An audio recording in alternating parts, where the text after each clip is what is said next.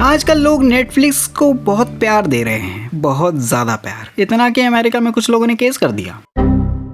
वजह है नेटफ्लिक्स का WB को एक्वायर करना या एक्वायर करने की कोशिश करना। लेकिन मैं तुमसे एक बात पूछना चाहूंगा, चलो मान लिया कि नेटफ्लिक्स ये डील नहीं करता है, छोड़ देता है कि सबको इतना बुरा लग रहा है तो क्या ही करूं मैं, जाने देता हूं, ठीक है। लेकिन इसकी क्या गारंटी है कि आगे चल के फ्यूचर में 10 से 15 साल नहीं, इतना भी नहीं, 5 से 10 साल में कोई दूसरी स्ट्रीमिंग प्लेटफॉर्म ये चीज नहीं करेगी। चलो तुम्हें एक रियलिटी चेक देता हूँ। आज के टाइम पे एप्पल टीवी के पास 45 मिलियन, डिज्नी प्लस के पास 128 मिलियन और Amazon प्राइम के पास 200 मिलियन से ज्यादा पेड सब्सक्राइबर्स हैं। 200 मिलियन, सोच रहे हो हर महीने इतने लोग इन्हें पैसा देते हैं। तो कल को इनमें से कोई स्ट्रीमिंग प्लेटफॉर्म आगे बढ़ने के लिए फिर किसी हॉलीवुड स्टूडियो को ना खरीदे, तुम देते हो इसकी गारंटी? कोई नहीं दे सकता, क्योंकि ये ऑलरेडी हो चुका है। MGM जो वो भी 100 साल पुरानी स्टूडियो है जिसके अंडर स्पेस ओडिसी, क्रेट, जेम्स बॉन्ड जैसी मूवीज आती है, उसे Amazon प्राइम ने खरीद लिया है। वो भी WB की तरह पुराने प्लेयर्स हैं, लेकिन जेफ बेजोस के मूड में आया तो खरीद लिया। हाँ, वो मूवीज को थिएटर में रिलीज कर रहे हैं, लेकिन सवाल है कब तक। वो भी एक दिन ट्रेंड फॉलो करेंगे ही ना। जब जनता थिएटर जाना बंद कर देगी और ऑनलाइन कंटेंट ज्यादा कंज्यूम करेगी तो वो भी सीधा जेम्स बॉन्ड मूवीज को थिएटर में नहीं, ऑनलाइन ही लाएंगे। At the end Amazon prime है तो स्ट्रीमिंग प्लेटफॉर्म ही ना। और तुम्हें बता दूं,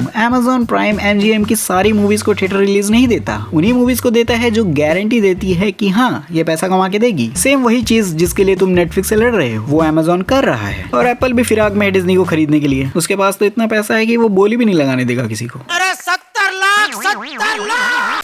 तो तुम नेटफ्लिक्स को आज जरूर रोक लोगे, पर सिचुएशन को नहीं बदल पाओगे, क्योंकि इन्हें इतना पावरफुल कहीं ना कहीं हम ही ने बनाया है। हम ऑडियंस ही इन्हें सब्सक्राइब करके इतना सारे पैसे देते हैं और इन्हीं के अगेंस्ट भी खड़े हैं। तो आज हम ऑडियंस ही दो तरफा बात कर रही हैं कि ये बुरे हैं, ये अच्छे हैं। वाह, आज ही बदल लिया साला। तो फ्यूचर में ये होना लाजमी है। कल को कोई दूसरी कंपनी WB जैसे बड़े स्टूडियो को खरीदने आगे आएगी। और ये जो आज नौबत आई है ना WB वाली, उसमें मैं वार्नर ब्रूस की ही गलती दूंगा। इनके पास इतने अच्छे अच्छे कैरेक्टर्स हैं जिसके दम पे ये दुनिया की सबसे बड़ी स्टूडियो बन सकते थे, लेकिन ये लोग अच्छे से मैनेज नहीं कर पाए। अगर आज वो टाइम पे सब कैरेक्टर्स पे ध्यान देते, उन्हें अच्छे से प्रेजेंट करते, तो क्या लोग देखने नहीं जाते हैं? बिल्कुल जाते हैं। पर इन्होंने क्या किया, बस उन कैरेक्टर्स को धूल खाने अलमारी में रख दिया। और मैनेजमेंट वो तो कमाल का है। इनका मैनेजमेंट हर साल 2 साल में बदलता रहता है और हर कोई अपनी ही मर्जी करता है। हर प्रोजेक्ट में टांग अड़ाते हैं ये लोग। ये आपस में ही कंपटीशन करते रहते हैं कि कौन कंपनी को पहले डुबाएगा। और यही वजह है कि जैक स्नाइडर की यूनिवर्स में भी इतने चेंजेस होते थे, क्योंकि कोई ना कोई टांग अड़ाता ही था। हर कोई क्रिस्टोफर नोलन बन रहा था। अरे क्रिस्टोफर नोलन से याद आया, इन्होंने तो उसे भी नाराज कर दिया। वो भाई साहब भी छोड़ के चले गए। मेरी किस्मत ही खराब है, मेरी किस्मत ही खराब है। तो मुद्दा ये है, जितने कैरेक्टर्स हैं इनके पास और जो पोटेंशियल रखते हैं, उनसे ये दुनिया की सबसे बड़ी कंपनी बन सकती थी, जस्ट लाइक डिज्नी। और आज ये बेचने की नौबत भी नहीं आती स्टूडियो, जिसकी वजह से आज मूवीज थिएटर्स में लगेगी या नहीं लगेगी उसकी नौबत आ गई। और यहाँ मैं एक बात बोलना चाहूंगा, चलो नेटफ्लिक्स थिएटर बिजनेसेस को इम्पैक्ट करेगा, VFX खराब करेगा, कैरेक्टर्स का जेंडर चेंज करेगा, वो सबसे मैं एग्री करता हूँ। लेकिन बहुत लोग जो ये बोल रहे हैं कि नेटफ्लिक्स क्रिएटिविटी पे ध्यान नहीं देता, मेकर्स डायरेक्टर्स को फ्रीडम नहीं देता, तो मैं उससे एग्री नहीं करूंगा। अगर नेटफ्लिक्स क्रिएटिव फ्रीडम नहीं देता तो black mirror, don't look up, education जैसी बोल्ड मूवीज और शोज बनाने देता? अरे इसमें तो पता नहीं क्या क्या बोला है, और इसमें तो सीधा गवर्नमेंट का मजाक उड़ाया है। शायद इसीलिए ट्रम्प नेटफ्लिक्स के पीछे पड़ा है। नेटफ्लिक्स चाहता तो इन कंटेंट में उंगली करता कि ये दिखाओ ये नहीं, लेकिन यही तो खासियत है, वो बोलता है बनाओ, क्योंकि बीच में कोई सेंसर बोर्ड तो है नहीं जो काटापीटी करेगा। और तो और नेटफ्लिक्स नए क्रिएटर्स को भी चांस देता है उनके स्टोरीज के साथ। स्ट्रेंजर थिंग्स को ले लो, डफर ब्रदर्स को नेटफ्लिक्स से पहले 20 स्टूडियोज ने रिजेक्ट किया था, ये कह के कि ये कहानी नहीं चलेगी, और बहुत ज्यादा चेंजेस करने कहा था। और उनका चेंजेस क्या था पता है? सीरीज से बच्चों वाला एंगल ही हटा दो। कोई सेंस है इस बात की? सही बात है, हर पैसे वाला समझदार नहीं होता।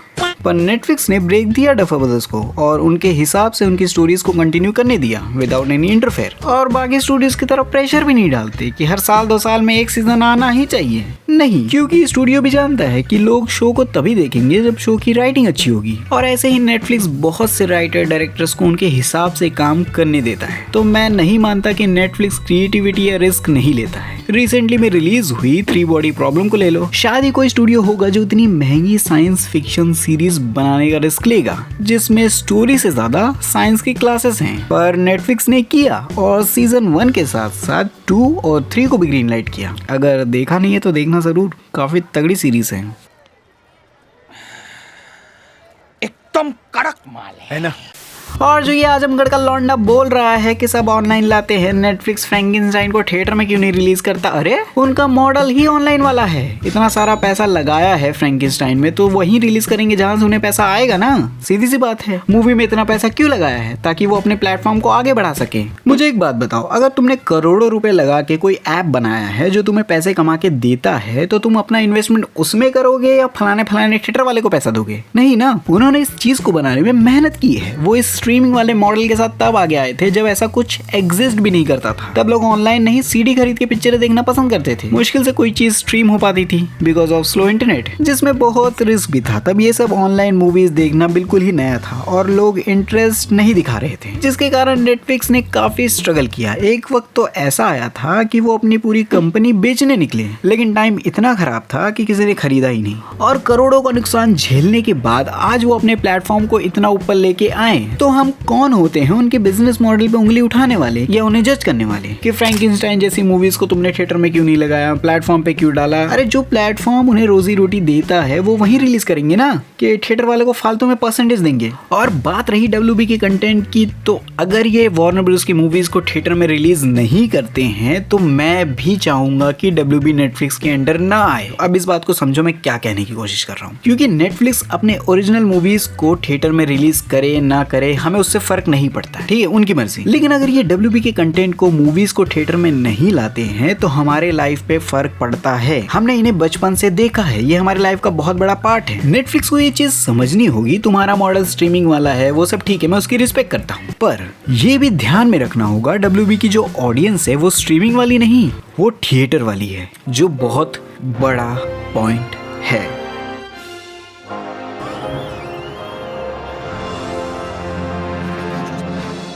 इन मूवीज की जगह ही बड़े पर्दे हैं और नेटफ्लिक्स इस बात को इग्नोर नहीं कर सकता। इसलिए तो 300 मिलियन से ज्यादा सब्सक्राइबर होने के बावजूद वो बोल रहे हैं कि WB के कंटेंट को थिएट्रिकल रिलीज देंगे, पर ये रिलीज हफ्ते 2 हफ्ते की नहीं बल्कि कम से कम 1 महीने की रहनी चाहिए और पूरा वर्ल्ड वाइड, ना कि अमेरिका और कनाडा में रिलीज करके छोड़ दिया ना। नेटफ्लिक्स कर सकता है। WB के पास इतना कंटेंट है कि वो मूवीज को थिएटर में रिलीज करने के साथ साथ ऐसे बहुत से कैरेक्टर्स हैं जिन पे वो शोज बना के अपने स्ट्रीमिंग प्लेटफॉर्म को आगे ले जा सकता है। बेन 10, ड्यून का show, house of dragon, Teen Titans, ऐसे बहुत से। और dune, Batman, Superman, blade runner, F1 जैसी मूवीज को थिएटर में लगा के इससे वो स्ट्रीमिंग पे भी आगे रहेगा और थिएटर बिजनेसेस पे भी डोमिनेट करेगा। और जनता तो बैठी है थिएटर में पैसा देने के लिए, उन्हें कोई प्रॉब्लम नहीं है। लाओ मूवी थिएटर में, बिकॉज वी लव थिएटर। मुझे थिएटर जाना बहुत पसंद है। मूवीज को बड़े पर्दे पे उनके साथ देखना जो तुम्हारी तरह उस आर्ट फॉर्म को रिस्पेक्ट करते हैं, ना कि उनके साथ जो थिएटर में रील चलाने आते हैं। खून खौल जाता है ऐसे लोगों को देख के मेरा। अब इससे पहले तुम्हें लगा कि नेटफ्लिक्स ने मुझे 150 रुपए पेटीएम किया है, तो मैं बता दूं, मुझे भी नेटफ्लिक्स की बहुत सी चीजें हैं जो पसंद नहीं है, जो वो मूवीज और शोज के साथ करता है। शो को कैंसिल करना, उनके VFX CGI पे ध्यान ना देना, कैरेक्टर के जेंडर चेंज कर देना, मुझे भी नहीं पसंद। लेकिन इसकी क्या गारंटी है कि पैरामाउंट तुम्हारे हिसाब से चीजें करेगा? क्या पता वो अलग प्लान लेके बैठा हो, पता नहीं उनके दिमाग में क्या चल रहा है। और अब जबकि पैरामाउंट ज्यादा पैसों का धौंस जमा रहा है तो फाइट अभी भी चालू है। तो अगर मुझसे पूछोगे कि WB को कौन खरीदना चाहिए, पैरामाउंट या नेटफ्लिक्स, तो मेरा जवाब है मैं चाहता ही नहीं हूँ WB के। बात खत्म। हाँ, यही मेरा आंसर है। बाकी तुम बताओ क्या लगता है, वार्नर ब्रोस पैरामाउंट को हाँ बोलेंगे या ना बोलेंगे? 108 बिलियन है भाई। अरे किए का हो तुम कौन सा झंडा गाड़ दी हो जो आसमान में लहरा रहा है? हम तो गाड़े हैं और लहराए भी हैं। कहाँ? हमको तो कहीं दिखाई नहीं दे रहा। और कैसे सुपरगर्ल स्पाइडरमैन पे 2026 में भारी पड़ सकती है, जिसमें हेल्प करेंगे क्रिस्टोफर नोलन। अगर वो जानना है तो इस वीडियो पे क्लिक करो। आओ बतियाते हैं। तब तक के लिए बाय।